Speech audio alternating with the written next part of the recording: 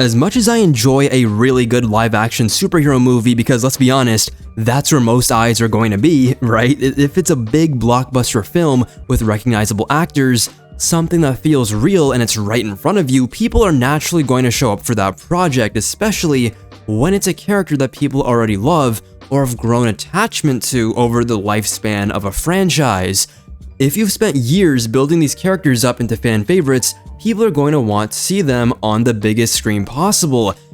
And to a certain extent, there are still a lot of people, especially older generations like our parents, who see animation as something that's just for kids. They don't always take it seriously, but once they see actors that they recognize, ooh, and something that feels real, that's usually when it grabs their attention. But personally, I don't know if it's just me, over the past couple of years, I've noticed a slow decline in how much I actually care about going out to watch superhero movies. Even if a movie ends up being great, I'm not usually trying to rush out to the theater anymore. Not always, of course, because there are exceptions. If it's Batman, Spider-Man, Superman, the big three that I've always cared about, I'm still going to be interested, obviously, but in general, I just don't feel that same excitement or need to immediately go to see every superhero movie that comes out. At the same time, when it comes to actual TV shows, something that I've noticed is that obviously because they have more time, they feel more developed, more fleshed out. They give you more time with these characters to build a connection with them, especially when shows drop all at once. That is my sweet spot, but even when they release weekly or even bi-weekly, there's something special about having time to sit with each episode, that discussion period, to theorize it and to actually let the story breathe. With movies, you might talk about them heavily for a couple of weeks, maybe a month, maybe more, if it has huge implications or a shared universe for a franchise, but eventually, that conversation starts to fade, and rather quickly from what I've noticed, shows just have more staying power because, again, they're with you for longer. And I'm not even really talking about live action shows here, because for me, the next big step forward for superhero storytelling is animation. Hey everyone, post-production Natrix here, just stopping by to remind you that if you enjoy the content, to like, subscribe, and turn on post notifications. It is free, and it really helps the channel out a ton. And 14% of you guys are subscribed. If you'll do me a favor, only if you want to, please sub up. We're on our way to 50k subs. We're almost there. Anyways, let's get back to the video. If we were to take a bit of a step back and look at animation and superheroes more objectively, it's not hard to look at what has been happening in the East with anime and manga. They have built an entire pipeline where source material gets adapted into full productions with incredible animation, very strong voice acting, memorable music, amazing openings, and a level of care that makes these projects feel important. They treat their animated projects with the same level of importance as their movies. And what's even crazier is that those animated series can then become movies that perform at the same level or a comparable level to some of the biggest blockbuster films. You can look at something very recent like Demon Slayer and what it was able to accomplish in theaters, how it was able to rank up and go to a level that was very much hitting the same milestones or even higher, exceeding those milestones that other superhero movies that were released that year hit. Of course, we do have to give them a bit of a handicap because new franchises released that year, or franchises that need to kind of gain or win that trust back, but in general, it's very interesting to see. But even beyond the movies, take a bit of a step back actually to the TV show of Demon Slayer. We can look at something like, I don't know, episode, was it 18 to 21? I think it might have been 19, where Tanjiro was fighting that spider guy. I think his name was Rui. R-U-I, yeah, I'm pretty sure that's how you say his name.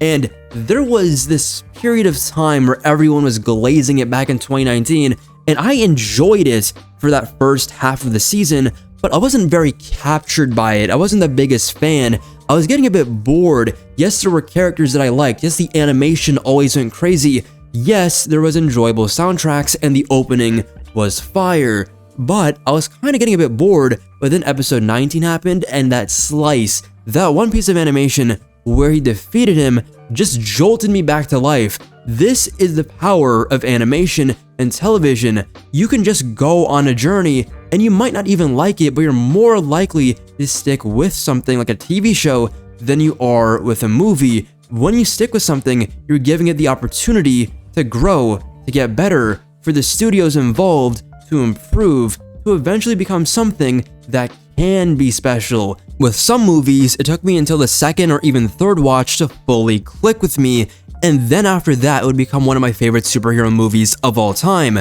With animation, you get more chances because people aren't going to be like me and watch a movie that they didn't fully click with the first time. It's a one and done. You're not going to go to the theater again, and you're probably not going to buy the DVD. You're probably only going to see it again if somebody else puts it on, or maybe there's a streaming service that it's on and there's nothing else to watch. People aren't likely to give things second chances.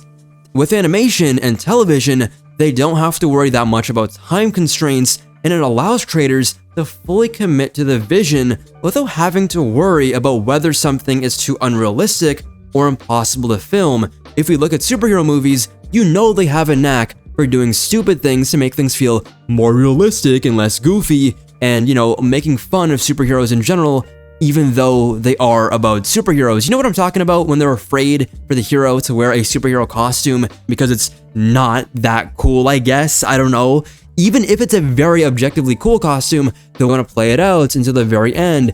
And for most of the season, they're going to be in civilian or very black clothing, as if that's even recognizable in the first place. But if you have animation, that is not a problem anymore. And this somehow, this adaptation style, it isn't a completely new concept in the West. If you go back to the 2000s, Marvel and DC were already experimenting with this idea through their direct-to-video animated movies. I'm literally looking at some right now. We got Batman Beyond, Justice League, Superman the Animated Series, Spectacular Spider-Man, and projects like Batman Under the Red Hood, Justice League Crisis on Two Earths, Planet Hulk. These three in particular actually were movies that took comic storylines, removed the unnecessary parts, and turned them into smooth, focused stories that could be experienced in around an hour and a half, even a bit less. They were doing what anime is doing, just on a smaller scale. And if they were able to accomplish that much in such a short runtime and people enjoyed it, imagine what could happen with a full animated series. Imagine taking somebody like Superman and really exploring his early years until his full maturity into now, or following Hal Jordan's journey as Green Lantern and letting those bigger arcs develop naturally over time. People would build a much stronger connection to these characters because they would actually get time with them, especially if these projects are allowed to exist in that PG-13 or even R-rated space that anime naturally occupies. A lot of people grow up with animation. You start with lighter shows when you're younger, and as you get older, those stories become more mature, the themes become deeper, and the storytelling evolves with the audience. That's how you create lifelong fans, and that is what anime has been doing. And honestly, animation just makes superhero stories look better. Going from comic panels to the screen is much easier when you aren't constantly trying to make everything grounded or realistic. Sometimes, superheroes are supposed to be unrealistic. Actually, all of the time, they're supposed to have impossible, crazy worlds and designs and larger-than-life moments, even if they are biologically human. Animation allows you to embrace that instead of trying to explain it away, as I've mentioned previously. Just look at Spider-Man Into the Spider-Verse and Across the Spider-Verse and how much they changed the conversation around animation. Those movies, at least to the West, showed adults that animation could be visually groundbreaking, artistic, and appealing to everyone. Now you see so many projects trying to capture that same energy, that same style, while still bringing in their own identity. And then you have something like X-Men 97, which showed how powerful it can be to take older stories, adapt important arcs, modernize them, and still respect what made the originals special. That should be the direction. Animation gives creators the ability to adapt these stories properly without constantly having to strip away the weird comic book elements just to make them feel believable. You can just let superheroes be superheroes.